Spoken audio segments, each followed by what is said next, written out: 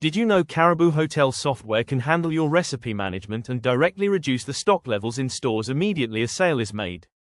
To set up this feature, sign in. Go to the Point of Sale module, then click Point of Sale Management. Select an existing item, then edit. Click Add Inputs, select the recipe or inputs to that menu item. Put the quantity of the input or recipe that are required in that menu item and save.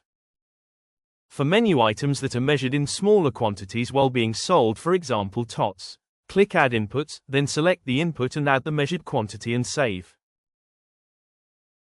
To follow up your progress, select the Reports module, then Point of Sale Reports and generate a menu item report that shows you the menu items with inputs and their respective quantities.